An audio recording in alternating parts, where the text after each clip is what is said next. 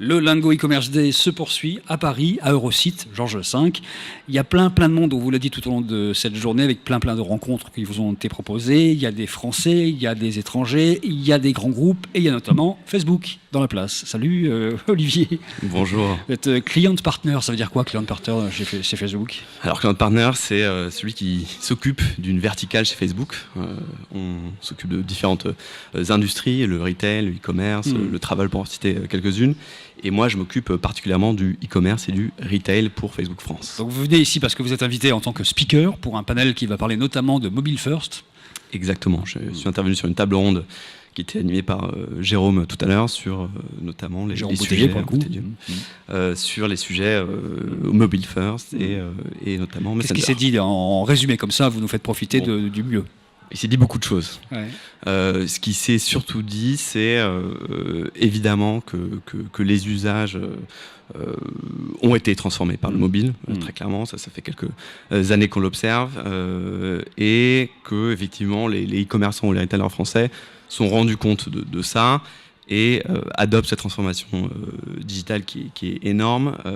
Mais il y a encore des zones d'optimisation qui peuvent être mises en place par les commerçants, notamment sur les sujets qui sont liés aux créations de formats, de supports, où on n'est pas tout à fait encore, je pense, à la hauteur de ce qu'attendent nos audiences. C'est-à-dire que les audiences sont très mobiles, ce qui change complètement la façon dont les acteurs doivent créer du contenu.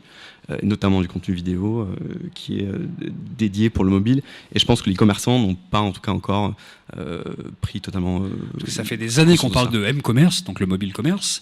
Ça fait des années qu'on parle de social commerce, pour le coup, sur les réseaux sociaux, Facebook étant un peu en tête de pont sur cette histoire-là, où on est vraiment de cette utilisation conjointe du mobile et des réseaux sociaux. Exactement. Le problème, en fait, le challenge qu'ont les commerçants, c'est qu'ils se rendent compte que sur leur site, le mobile, c'est 50 à 60% en fait, de part de trafic. Et pourtant, lorsqu'ils regardent, eux, leurs chiffres dans leur outil de BI, ils se rendent compte que, en réalité, le mobile ne compte que pour 10% ou 12% pas le mobile, en termes de transformation. La raison, le constat, il est là. La raison, il est lié aussi au fait que je pense qu'une partie des commerçants ne sont pas forcément armés pour transformer bien sur le mobile, et aussi probablement dû au fait qu'ils ne mesurent pas tout à fait le mobile à hauteur de l'impact que ça peut avoir, puisque en fait on mesure encore sous un système de cookies et non pas de people-based. Comment vous pouvez les aider, vous, Facebook, à avoir un meilleur taux de transformation, justement? Alors nous, ce qu'on les encourage évidemment à faire, c'est d'améliorer leur parcours de navigation sur leurs interfaces mobiles. Un des sujets aussi qu'on développe, qu'on commence de plus en plus à développer avec eux, c'est évidemment d'exploiter en tout cas Messenger comme étant une source nouvelle de trafic et de transformation sur le mobile. Sous quelle forme alors ça peut se passer, ça? Alors, la forme, c'est très simple. En fait, le constat principal qu'on a fait, c'est qu'en fait, on se rend compte que sur le mobile, 80% du temps passé sur le mobile, il est fait sur le monde applicatif, donc sur des apps, et 88% de ce temps-là est fait sur 5 apps. Donc c'est en fait un top 5 apps de messaging, de social network, peut-être une app de commerce et une app de transport. Et qu'il est donc du coup difficile d'émerger dans ce contexte-là. Et donc nous, ce qu'on propose aux annonceurs, c'est d'exploiter en fait des interfaces du type messaging. Alors la première qu'on pousse évidemment étant Messenger, de par son utilisation, on se rend compte que c'est sur ces apps-là de messaging que les taux de rétention sont très forts. Le temps passé est énorme, et donc du coup on met à disposition cette interface-là pour des annonceurs. On a beaucoup parlé des bots depuis quelques temps, les marques s'y mettent doucement. Où est-ce qu'on en est concrètement là, et qu'est-ce qui commence à émerger dans le monde du commerce mobile là-dessus? Alors on a quelques exemples d'annonceurs qui se sont lancés sur l'aventure Messenger et bot. Je pense qu'un des premiers exemples français qui était pertinent était VSC, donc SNCF, qui a lancé son bot en utilisant Messenger. Et eux, l'angle qu'ils ont pris, c'est un angle plus de service client. C'est-à-dire, on suit la commande via Messenger. Et l'idée derrière ça, c'est évidemment de simplifier pour l'utilisateur le suivi du coup de sa commande, son parcours, de son itinéraire. Il y a eu un cas également KLM qui était intéressant et je pense que pourquoi ça marche et pourquoi ça va marcher, il faut tout simplement se tourner du côté de l'utilisateur et au lieu de recevoir 4 mails plats qui finalement sont pas de, voilà, ne véhiculent pas forcément de l'émotion, puis c'est 4 mails qui sont un peu anonymes. Là, dans une seule et même conversation, on a ce rapport avec la société de service ou le business avec lequel on a eu une transaction.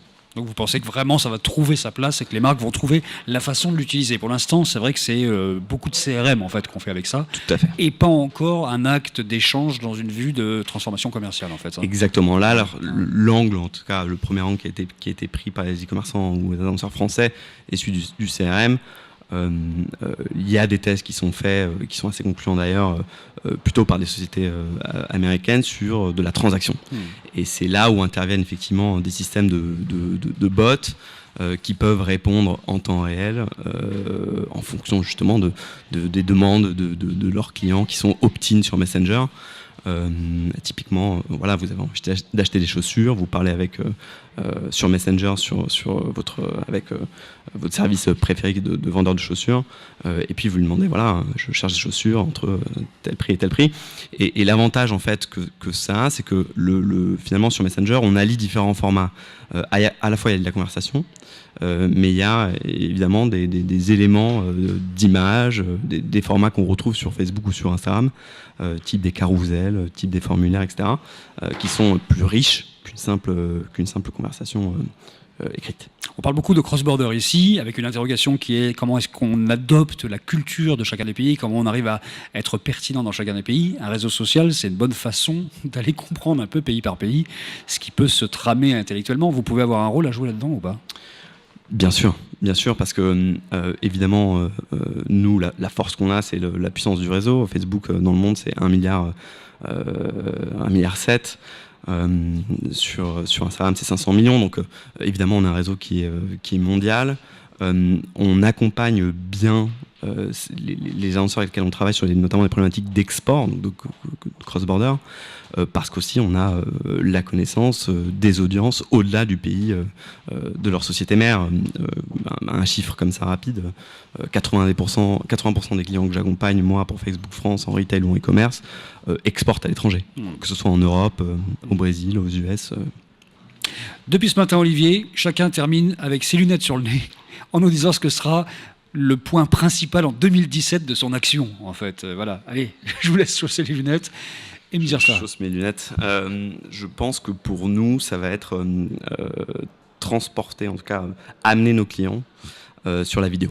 Et qu'ils deviennent des annonceurs vidéo first, que ce soit pour des contenus payants, des stratégies payantes, médias ou organiques. C'est là que ça se passe. C'est là que ça se passe. Bon, on y est déjà sur Digital Business News. Merci beaucoup, Olivier. Merci.